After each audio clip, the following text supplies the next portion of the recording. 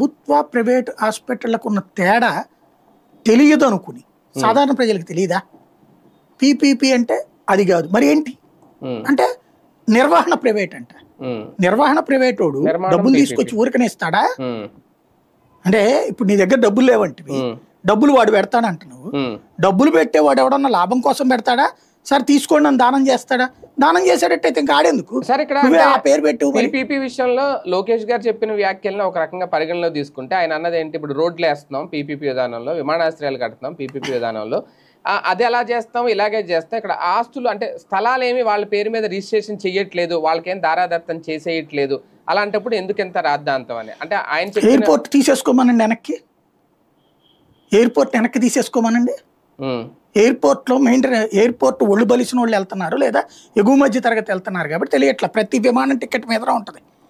GMR ఉందనుకోండి, 1000 రూపాయలు ఎంతో ఛార్జ్ ఉంటుంది. ఆ డబ్బులు ఎవరి నడుపుతున్నారు? ప్రైవేట్ కరెక్టే, నువ్వు నడపలేకపోతున్నావు, వాళ్ళు నడుపుతున్నారు కరెక్టే. అదేంటి డబ్బులు వెళ్తున్నాయా లేదా? అదే డబ్బులు నువ్వు సంపద సృష్టి అనుకుంటున్నప్పుడు అదే అంటుంది సంపద ఆడేవాడికి. ఇప్పుడు ఆ స్థలం ఏమన్నా నువ్వు వెనక్కి తీసుకుంటావా? తీసుకోగా. ఒకళ్ళ నుంచి ఇంకోళ్ళకి మేనేజ్మెంట్ మారుతుంది అంతేగా. మరి ఆ భూమి ఎవరిది? ప్రజలది కదా. ఎంతకు తీసుకున్నావు నువ్వు? 4-5 లక్షలకే కదా తీసుకుంది.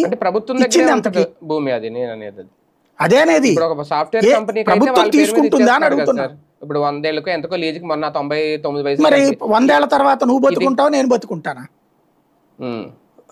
మనకి యాజ్ ఫర్ నామ్సే 7 ఏళ్ల పైబడి ఉంటే కనుక తీసుకోవడానికి. ఎక్కడో ఎందుకండి, విజయవాడ దుర్గా మల్లేశ్వర గుడికి సంబంధించినటువంటి ల్యాండ్ సిద్ధార్థ మహిళా కళాశాలకి ఇచ్చారు. SDSM మహిళా కళాశాల దాని పేరు, శ్రీ దుర్గా మల్లేశ్వర స్వామివారి మహిళా కళాశాల, SDMS కాలేజ్ అంటారు. ఆ భూమి వెనక్కి తీసుకోగలిగారు వీళ్ళు. దాని మీద కోర్టుకు వెళ్ళి సుప్రీం కోర్టుకు వెళ్ళి కూడా మేము ఇంతే లీజ్ ఇస్తాం తీసుకోండి. ఇప్పుడు ఎంత ఇస్తున్నారు? 25,000 50,000 ఇస్తున్నట్టున్నారు, ఏదో 1,00,000 ఇస్తారు. ఆ ఏరియాలో 1,00,000కి వస్తే అదేమంటే ఒకప్పుడు ఏమీ లేదు కదా అంటారు. ఎస్ కరెక్టే, ఆ రోజు నువ్వు వినియోగించుకున్నావు, కొన్ని పెంచాలిగా అప్పుడు నువ్వు, తర్వాత పెంచుతున్నావు నువ్వు.